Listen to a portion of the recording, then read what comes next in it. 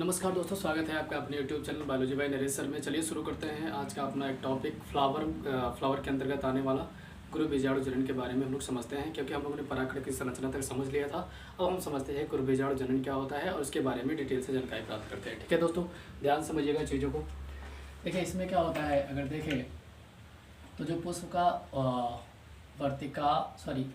जायांग या स्त्री केसर जो होता है, इस प्रकार से कुछ बना लेंगे। और ये वाला भाग तो आप सभी को पता है, जिसे हम क्या कहते हैं बच्चों, इसे हम लोग वर्तिका कहते हैं, वर्तिका या नलिका। ठीक है, और ये वाला भाग हमारा वर्तिकाग्र कहलाता है, वर्तिकाग्र। पूरा भाग क्या कहलाता है प्यारे? पूरा भाग कहलाता है आपका स्त्री केसर या जायांग।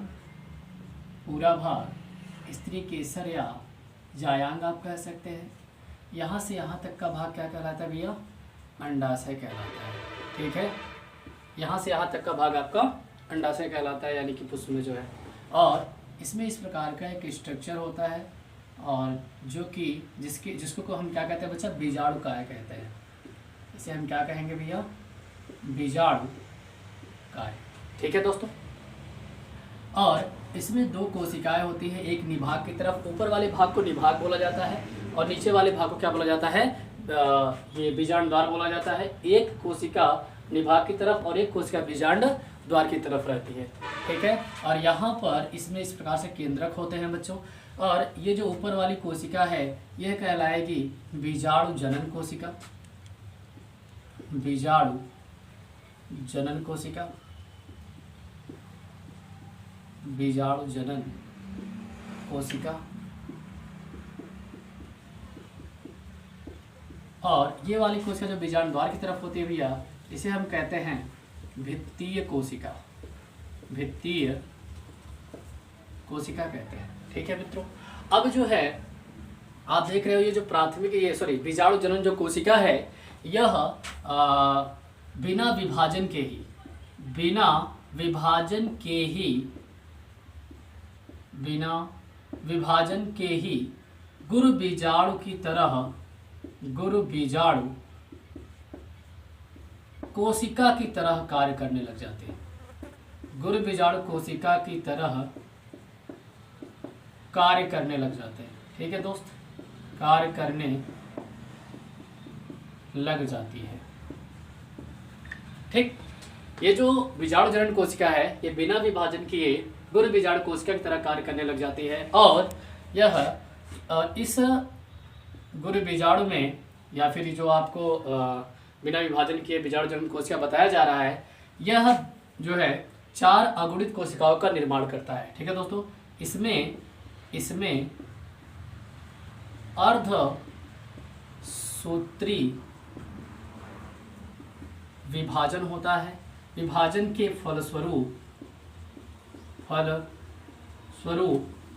4 अगुणित कोशिकाओं का निर्माण होता है। 4 अगुणित, आप कह सकते हैं गुरु बीजाणुओं का भी। ठीक है दोस्तों, 4 अगुणित कोशिकाओं का निर्माण होता है। तो इसके अगले वाले स्टेप में हम देखेंगे। अब हम सीधा बच्चों ये सिर्फ अंदर वाला भाग जो अंडाशय बीजाणु का है, उसी को बनाएंगे। ठीक है, इसे जो बाह्य परत होती है, इसे हाइलम भी कहा जाता है। हाइलम जो फल को बनाने में सहायता करता है। ठीक है, अब हम सिर्फ ये अंडाशय बनाएंगे, बस। ये बीजाणु का है। ठीक है, आप लोग इसको समझिएगा। ये क्या है मेरे प्यारे? ये अंडाशय है। ठीक है, ये अंडाशय है बच्चा।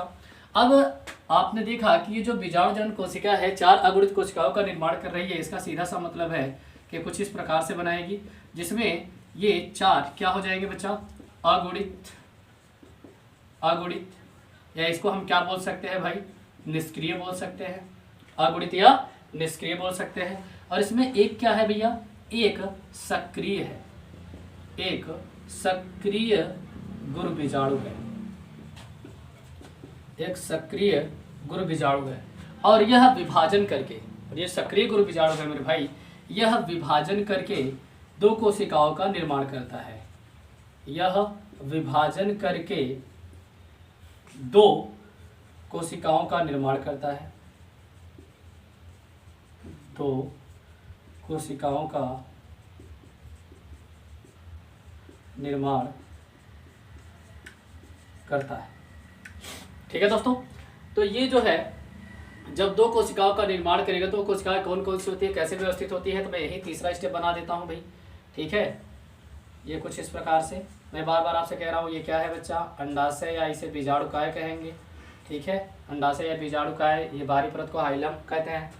और इसमें जब दो कोशिकाएं बनती हैं तो एक गुरु बीजाणु कहाँ होता है, एक होता है निभाग की तरफ, एक हो जाता है निभाग की तरफ, बहुत आसान शब्दों में समझेंगे बच्चों, कोई दिक्कत नहीं आएगी। और दूसरा होता है बीजांड द्वार की तरफ, बीजांड द्वार की तरफ। ठीक है, एक होता है आपका निभाग की तरफ और दूसरा होता है बीजांड द्वार की तरफ। अगर हम लोग चौथे स्टेप में चले तो हम पाते हैं कि ये इसमें पुनः समसूत्री विभाजन होता है। इसमें क्या होगा बच्चा, सॉरी पुनः नहीं, इसमें समसूत्री विभाजन होगा। इनमें समसूत्री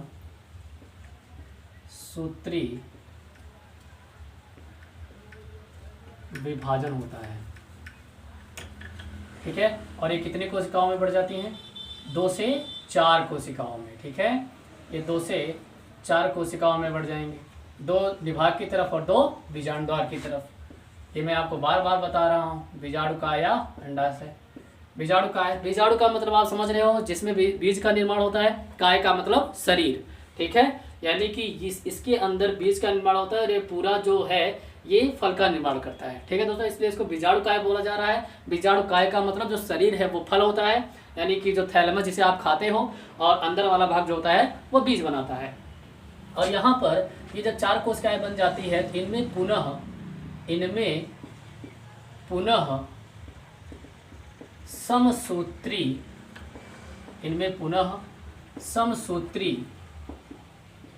विभाजन होता है। इनमें पुनः समसूत्री विभाजन होता है और ये 4 से कितनी हो जाती है बच्चा, 8। यहाँ पे कितना हुआ था, 2 से 4 बनी थी, यहाँ पे 4 से 8 बन जाएंगी। ठीक है, समसूत्री विभाजन होता है और ये 4 से 8 कोशिकाओं का निर्माण कर लेती हैं भैया। ये कुछ इस प्रकार से यहाँ पर अब कितनी कोशिकाएं हो जाएंगी, 8, 4 बीजांड द्वार की तरफ और 4 निभाग की तरफ। इस प्रकार से आप केंद्रक बना देंगे। ठीक है, अब ये क्या है बच्चा, अंडाशय या बीजाणुकाय, अंडाशय या बीजाणुकाय।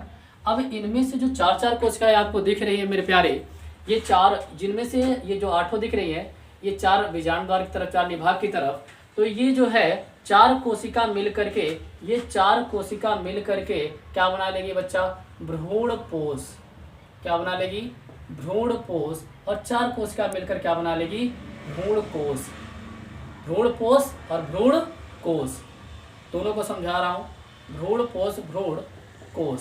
देखो, भ्रूणपोष वह होता है जो भ्रूणकोश को पोषण प्रदान करता है, यानी कि जो बीजाणुकाय है जिसके अंदर बीज का निर्माण हो रहा है, यहाँ पे जिसके अंदर बीज का निर्माण हो रहा है, ठीक है, उसे हम क्या कर देंगे बच्चा, भ्रूणकोश कर देंगे। और जो बाहरी लेयर है, जो बाहरी परत है, यानी कि ये वाली, इसे हम कह देंगे कुछ इस प्रकार से, यहाँ पे ये चारों तरफ से घेर लेगा तो इसे हम कह देंगे भ्रूणपोष। नाम से ही आपको पता चल रहा होगा कि भ्रूणपोष का मतलब क्या होता है, पोषण प्रदान करने वाला, यानी भ्रूण को पोषण प्रदान करने वाले को भ्रूणपोष, और यानी कि यहाँ पे जो भ्रूणकोश है इसको पोषण प्रदान करता है कौन, आपका भ्रूणपोष। नाम से ही आपको पता चल जाएगा मेरे प्यारे। तो यहाँ पर ये 4 कोशिकाएं मिलाकर कुल 8 कोशिकाएं हो जाती हैं। अब इसके बाद ये कोशिकाएं व्यवस्थित होती हैं, ये कोशिकाएं व्यवस्थित होती हैं। व्यवस्थित से तात्पर्य यह है बच्चा, आगे मैं बताता हूँ, व्यवस्थित से तात्पर्य यह है कि यहाँ पर कुल जो 4 कोशिकाएं हैं, एक कोशिका निभाग से केंद्र में, एक कोशिका, अब जैसे 4 कोशिकाएं हैं तो एक कोशिका निभाग से केंद्र में आती है और एक कोशिका बीजांड द्वार की तरफ से केंद्र में जाती है। तो बताओ नीचे कितनी बची, और नीचे और ऊपर 3 कोशिकाएं बची और बीच में 2 कोशिका आ गई। ठीक है, यहाँ पर इनमें केंद्र कैसे बना देंगे। और ये जो बीच में दो कोशिकाएं आई हैं इसे हम लोग द्वितीयक केंद्रक कहते हैं, द्वितीयक केंद्रक कहते हैं। और ये जो ऊपर की तरफ की कोशिकाएं हैं इन्हें हम लोग प्रतिमुख कोशिकाएं बोल सकते हैं, प्रतिमुख कोशिकाएं बोलते हैं। ठीक है बच्चा, प्रतिमुख कोशिकाएं। और नीचे की तरफ एक बीच वाली हो जाती है अंड कोशिका, अंड कोशिका। या और ये जो किनारे किनारे वाली हैं इसे हम लोग बोलते हैं सहायक कोशिका, सहायक कोशिका। ठीक है दोस्त, और यही है आपका मादा युग्मक, यही आपका क्या कहलाता है बच्चा, यही पुष्प का मादा युग्मक कहलाता है भैया। ठीक है, इस तरीके से गुरु बीजाणु होता है। मैं एक बार पुनः रिवाइज करता हूँ भैया। ये पूरा का पूरा भाग आपने देखा इस तरीके से, यह जायांग कहलाता है। इसके अंदर इस प्रकार कुछ संरचनाएं बनी होती है जिसे आप अंडाशय कहते हो। ठीक है, ये जो अंडाशय है इसके अंदर दो आप कह सकते हैं कोशिकाएं पाई जाती है, जिनमें बीजाणु जनन कोशिका और एक भित्तीय कोशिका होती है। ठीक है, और ये जो बीजाणु जनन कोशिका होती है बिना विभाजन के ही गुरु बीजाणु की तरह कार्य करने लग जाती है, और जिसकी वजह से यह चार, इनमें अर्धसूत्री विभाजन होता है और ये 4 अगुणित कोशिकाओं का निर्माण करती है। और जब 4 अगुणित कोशिकाओं का निर्माण करती है तो 3 इनमें से क्या हो जाते हैं, अगुणित या निष्क्रिय रहते हैं, एक सक्रिय रहता है गुरु बीजाणु। और जो सक्रिय गुरु बीजाणु होता है मेरे भाई, इनमें पुनः समसूत्री विभाजन के फलस्वरूप एक निभाग की तरफ और एक बीजाणु द्वार की तरफ 2 कोशिकाओं का निर्माण करते हैं।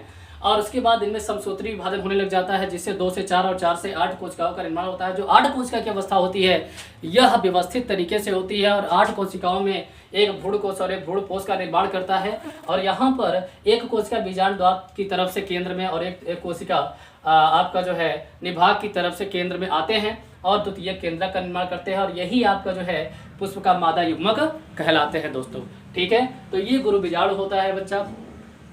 इस तरीके से आप अगर एग्जाम में लिखते हैं तो आपको पूर्ण नंबर प्राप्त होंगे। ठीक है, इसका स्क्रीनशॉट ले लीजिए या फिर आपको नीचे डिस्क्रिप्शन में पूरी तरीके से इसका एक्सप्लेनेशन मिल जाएगा। जितनी भी वीडियोस बनाई गई अभी तक, आपके जितने भी टॉपिक हैं सभी के डिस्क्रिप्शन में आप जाएंगे तो वहाँ पे आपको चीज़ें एक्सप्लेन की हुई मिल जाएंगी। ठीक है दोस्तों, तो वहाँ से आप जाकर के पढ़ सकते हैं या फिर देख सकते हैं या स्क्रीनशॉट ले सकते हैं, लेकिन वीडियो को पूरा देखिएगा तभी आपको चीज़ें समझ में आएंगी। ठीक है दोस्तों, तो इसके बाद जो है हम अगला टॉपिक लेकर मिलते हैं अगले वीडियो में। तब तक के लिए जय हिंद दोस्तों।